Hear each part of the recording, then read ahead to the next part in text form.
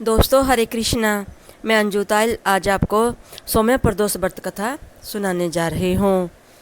यदि किसी मास में त्रयोदशी सोमवार के दिन आए तो उसे सौम्य अथवा सोम प्रदोष कहते हैं। ओम नमो शिवाय। कथा आरंभ। प्राचीन समय में किसी नगर में एक वैश्य रहता था। वह वैश्य बहुत ही धनी था। उसे किसी बात का कष्ट ना था, परंतु उसके पास विशाल वैभव होते हुए भी कोई संतान न थी, जिसके कारण वह वैश्य हमेशा दुखी रहता था। वैश्य महाराज शिव का अन्य उपासक था। प्रत्येक सोमवार को वह शिव जी की पूजा तथा व्रत किया करता था। सोमवार के दिन सायंकाल वह शिव मंदिर में दीपक जलाता तथा उन्हें अनेक प्रकार के व्यंजन अर्पित करता था। उसके बाद पत्नी सहित भगवान का प्रसाद ग्रहण करता था। उस वैश्य के भक्तिभाव को देखकर पार्वती जी दयार्द्र हो गई और शिव जी से बोली, हे शिव जी, ये वैश्य प्रति सोमवार को आपका पूजन कितनी श्रद्धा से करता है, आप इसकी संतानहीनता दूर क्यों नहीं करते।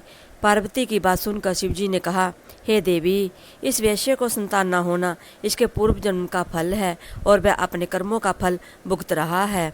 पार्वती जी ने कहा, भगवान, यदि आप अपने भक्तों का कष्ट दूर नहीं करोगे तो भक्तजन आपकी पूजा और आराधना कैसे करेंगे, इसलिए आप इसे अवश्य ही पुत्रवान बनाइए।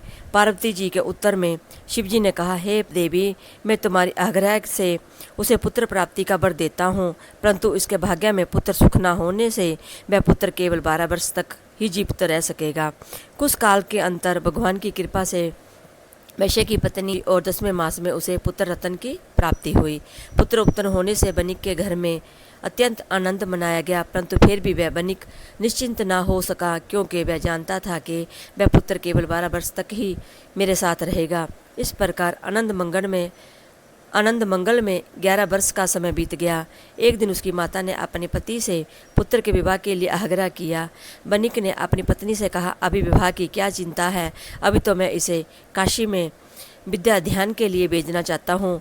पत्नी से ऐसा कहकर वह बनिक ने लड़के के मामा को बुलाया और उसे अत्यंत धन देकर कहा, तुम अपने इस भांजे को पढ़ाने के लिए काशी ले जाओ, परंतु एक बात याद रखना कि मार्ग में ब्राह्मणों को भोजन दक्षिणा देते तथा यज्ञ करते हुए जाना। इस प्रकार घर से दोनों विदा होकर रास्ते में ब्राह्मणों को भोजन दक्षिणा देते तथा यज्ञ करते हुए एक नगर में पहुंच गए। संयोग से उस नगर के राजा की कन्या का विवाह उसी दिन था। कन्या अत्यंत सुंदर तथा सुलक्षणा थी, परंतु जिस राजकुमार से विवाह होने वाला था वह एक आंख का काना था। वर के पिता को इस बात की बहुत चिंता थी। जब उसने बनिक के उस सुंदर पुत्र को देखा तो उसने उसके मामा से कहा, यदि आप अपने भांजे को कुछ समय के लिए मुझे दे देवो तो आपकी बड़ी कृपा होगी। विवाह के पश्चात मैं इसे आपके पास वापस भेज दूंगा और आपको बहुत सा धन दूंगा। वर के पिता के इस प्रस्ताव से वह सहमत हो गया और अपने भांजे को नकली वर बनाकर विवाह मंडल में भेज दिया। परंतु जब बनिक पुत्र सिंदूर दान करके वापस लौटने लगा तो उसने राजकुमारी की साड़ी के एक छोर पर लिख दिया, हे प्रिय, तुम्हारा विवाह मुझ वैश्य पुत्र के साथ हुआ है। अब मैं पढ़ने के लिए काशी जा रहा हूँ। अब तुम्हें एक नकली वर के साथ विदा होना पड़ेगा, जो कि एक आंख से काना है और तुम्हारा पति नहीं है। इतना लिखकर वह वैश्य पुत्र चला गया।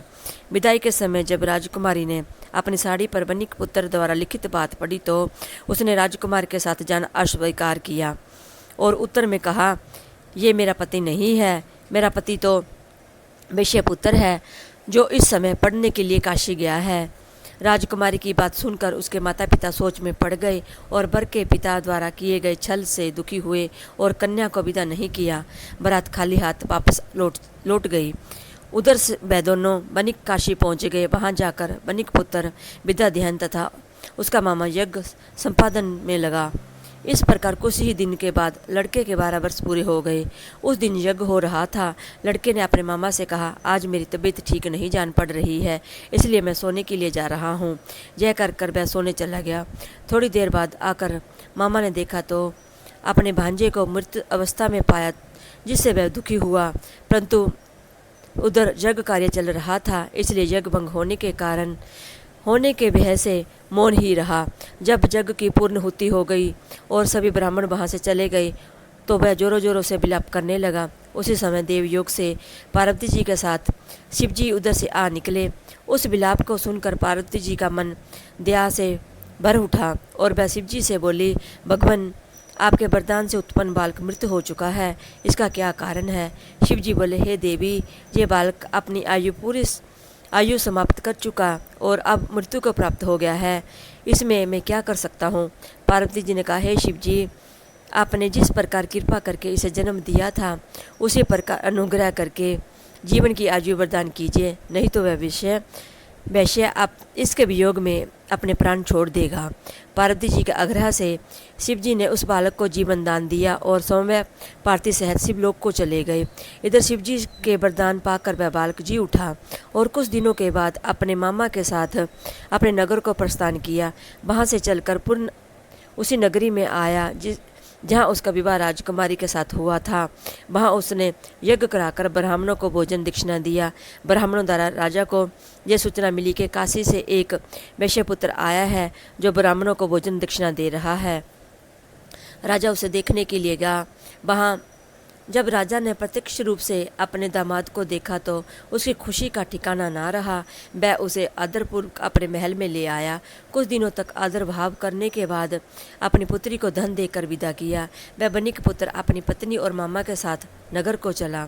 जब वह लोग घर के समीप पहुँचे तो उसके मामा ने कहा, तुम लोग यहीं रुको, मैं घर जाकर आने की खबर देता हूँ।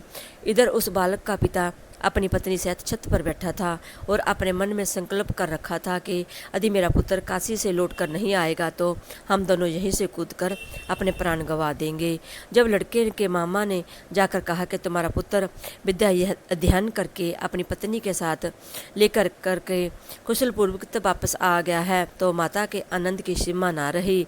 उन दोनों ने अपने पुत्र और पुत्रवधू का स्वागत किया और नियम पूर्वक सोमवार का व्रत रखकर शिव जी की पूजा करने लगे। इस कथा से जो पढ़ते और सुनते हैं वे निश्चित ही सभी कष्टों से मुक्त होकर मनोवांछित फल को प्राप्त होते हैं। ओम नमो शिवाय, ओम नमो शिवाय, ओम नमो शिवाय। हर हर महादेव।